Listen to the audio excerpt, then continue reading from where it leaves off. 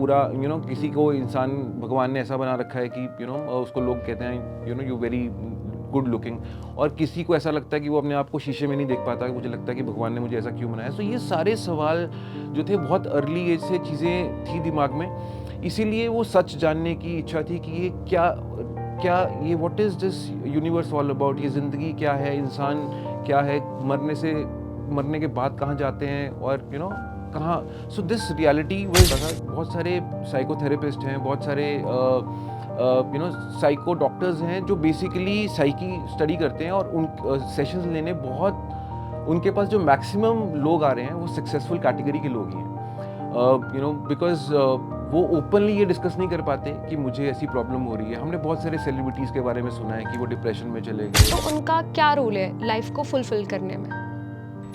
Sir, अगर आप अपनी यंगर सेल्फ को एक एडवाइस दे सकते हैं लाइफ में खुश रहने के लिए, तो वो क्या होती? टू बी प्रेजेंट, जहाँ पे हो वहाँ रहो, और उससे दूर आपको सिर्फ आपके विचार लेके जाते हैं। तो जितना आप अपने साथ बैठोगे, सो मैं अपने आप को यही बोलूँगा, मुझे ये जो लगता था कि मैं शायद मटेरियलिस्टिक चीज़ें पूरी कर लूँ, पैसा कमा लूँ और ये सब कर लूँ, उसके बाद मैं स्पिरिचुअलिटी में जाऊँगा, और ऐसा आज हम आ गए हैं पॉज विद गगन के तीसरे एपिसोड में। पिछले एपिसोड के बाद व्यूअर्स ने हमें काफ़ी सजेशंस दिए, और उन सजेशंस पर आज हम गगन सर से कुछ सवाल पूछेंगे। तो सर, मैं आपका पॉडकास्ट पे वेलकम करना चाहूँगी, और मेरा पहला सवाल आपसे ये रहेगा कि क्या ओवर थिंकिंग जो है वो खुश रहने के रास्ते में एक बाधा बनती है? पहले तो बहुत बहुत धन्यवाद आपका to welcome me on the show, and thankfully we reached third episode, and right. So thinking के बारे में हमने लास्ट टाइम बहुत सारी बात करी। इनफैक्ट ओवर थिंकिंग से पहले मैं थिंकिंग के बारे में बात करना चाहूँगा, बिकॉज जैसे हमने थॉट्स के बारे में लास्ट एपिसोड में बोला, दैट थॉट्स जो हैं, हम लोगों के जो विचार जो चलते हैं, हम उनके साथ ऐसे रिलेट करते हैं जैसे हमें लगता है ये विचार नहीं, ये मैं खुद हूँ, ये मेरी आवाज़ है, और हमारी आइडेंटिटी जो है, हमारी पहचान जो है, वो थॉट्स के साथ, वो विचारों के साथ होने लग जाती है।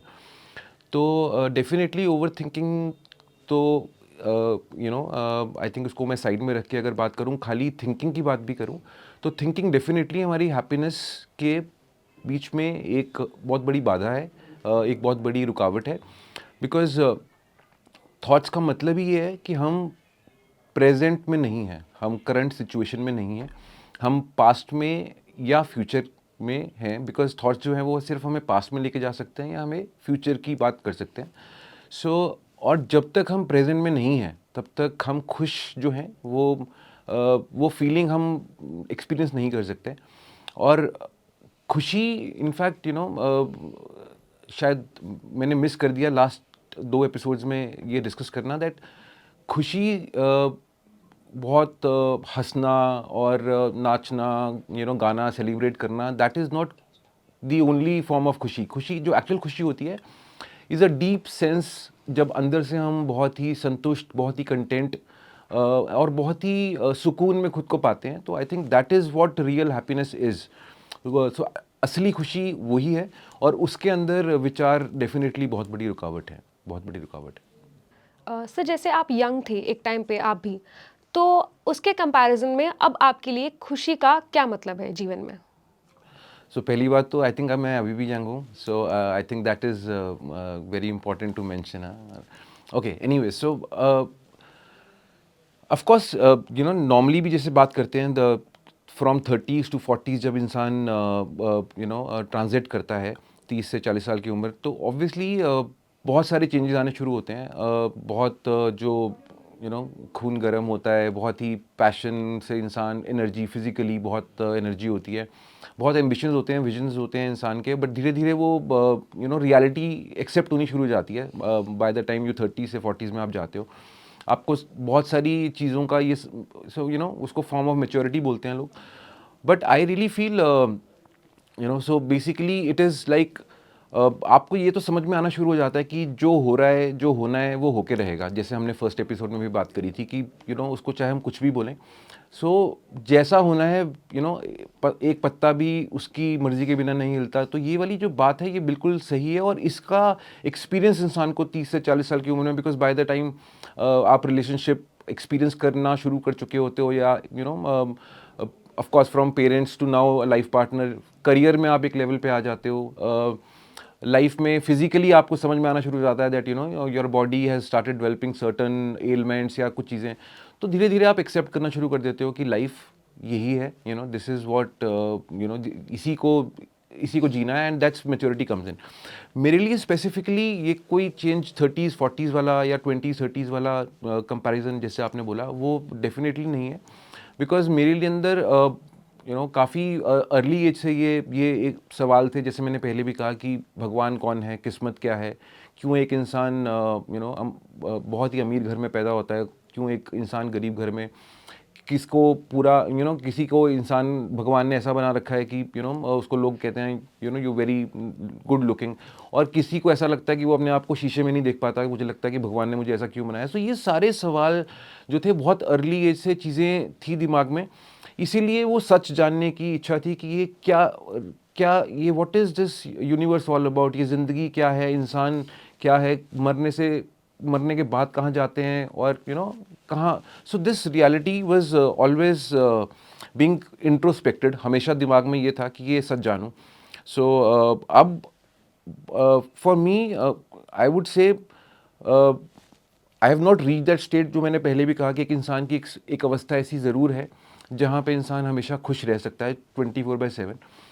मैं नहीं कहूँगा मैं उस अवस्था में पहुँच चुका हूँ, of course it's it might be a long way और it might happen tomorrow, but then at least बहुत सारी चीज़ें समझ में आ गई हैं कि वो रास्ता जो वहाँ तक जाता है, वो बहुत सारे गलत रास्ते भी लेके देख लिए हैं, और अब जिस रास्ते पे चल रहा हूँ, सो वो क्लैरिटी है कि ये खुद को समझना कि मैं कौन हूँ, जो जैसे मैंने लास्ट एपिसोड में बहुत डिटेल में इसके बारे में बात करी कि मैं कौन हूँ, वो जानना बहुत ज़रूरी है।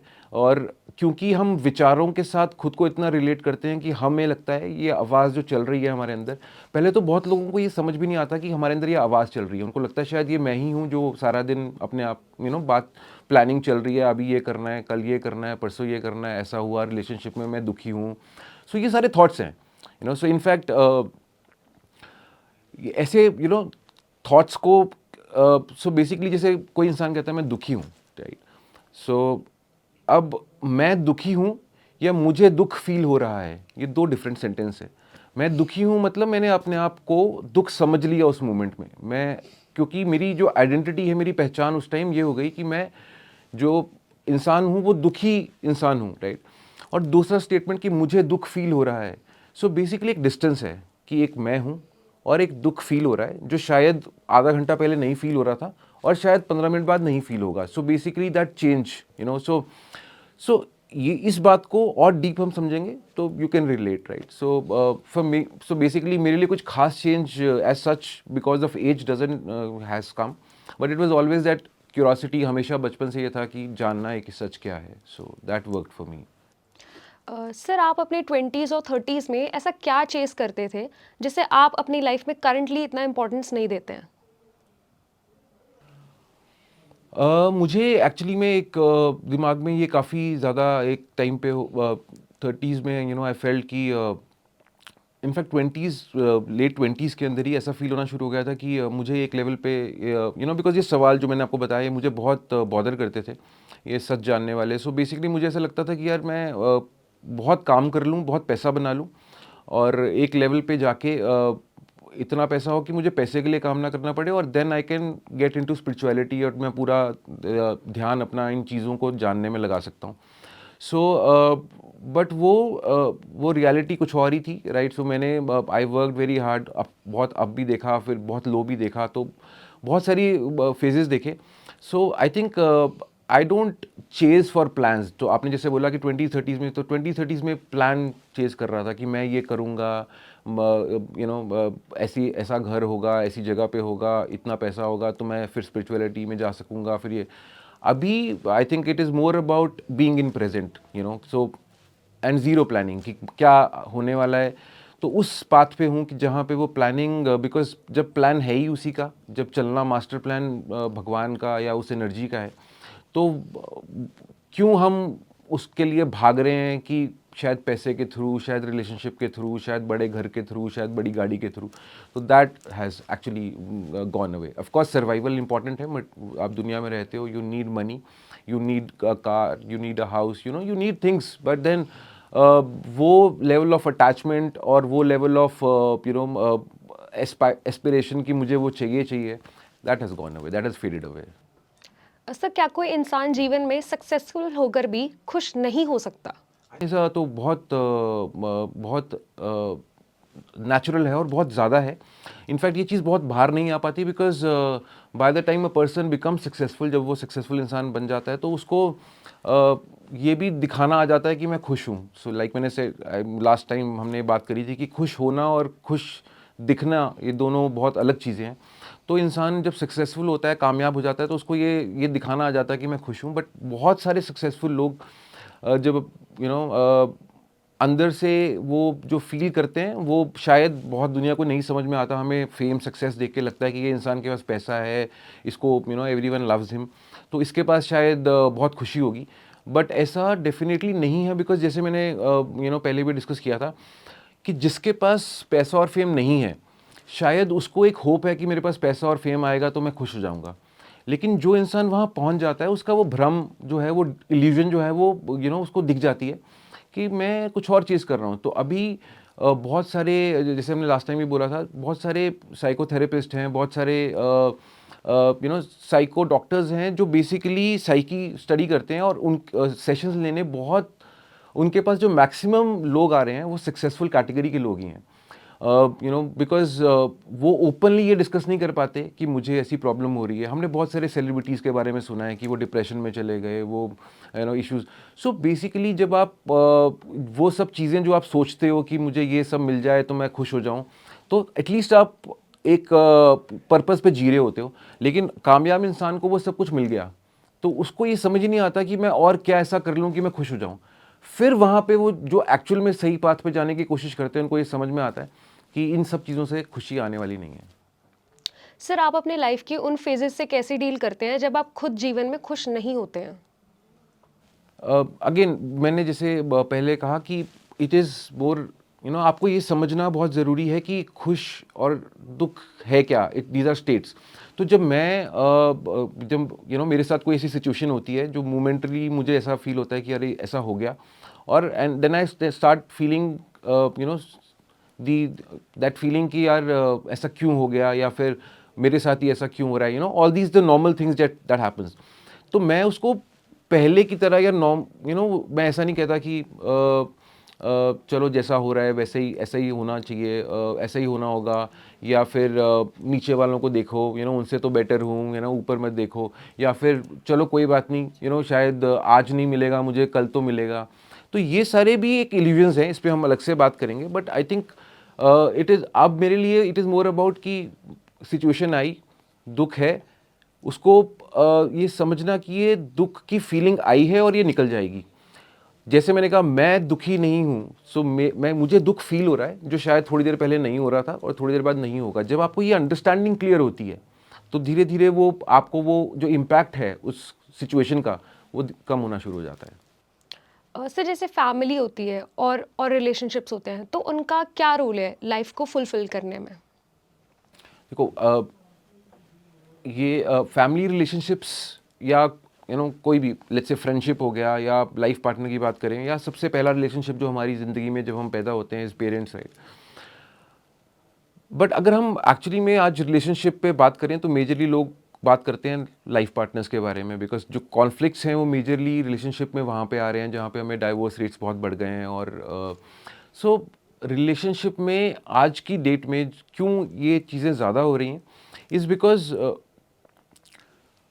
एक इंसान दूसरे इंसान से कुछ एक्सपेक्ट कर रहा है। सो दोनों एक दूसरे से कुछ एक्सपेक्ट करते हैं, और उनको लगता है कि शायद मुझ में जो कमी है, या इसके आने से जो मेरी ज़िंदगी में खुशी फील हो रही है, तो वो मैं ऐड ऑन कर लूँगा। बट एक्चुअली में रिलेशनशिप का अगर आप मतलब समझोगे, इट इज़ अबाउट कि मुझे कोई कमी नहीं है, मेरी कोई कमी मेरे लाइफ पार्टनर से आके कोई पूरी नहीं होने वाली है। अगर मैं ये एक्सपेक्टेशन से शादी करूँगा, तो डेफिनेटली 6 महीने, साल, 2 साल में मुझे ये थॉट्स आने ज़रूर शुरू हो जाएंगे कि मैंने गलत कर दिया, राइट। सो मैं अपने आप में पूरा हूँ, मैं अपने आप में कंप्लीट हूँ, मैं अपने आप में खुश हूँ और वो खुशी मैं किसी के साथ सेलिब्रेट करना चाहता हूँ। इफ़ ये मेरी सोच है तो वो रिलेशनशिप बहुत लंबा चलेगा।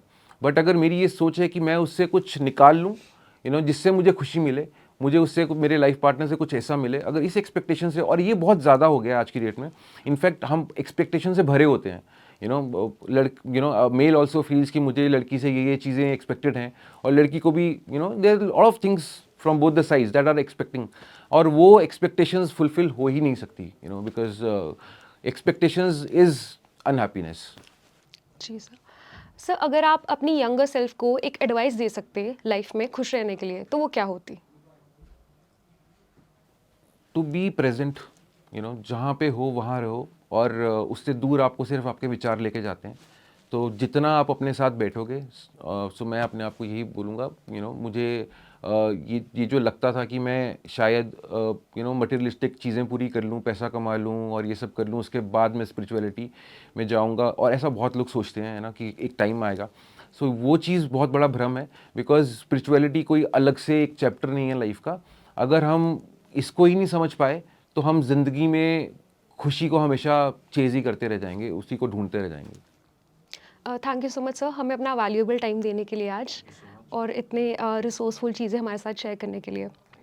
तो हम अपने व्यू से ये कहना चाहेंगे कि आपके अगर और सवाल हैं तो वो आप कमेंट्स में लिख सकते हैं, और बने रहिए चंडीगढ़ दिन भर के साथ पॉज विद गगन के और एपिसोड्स के लिए।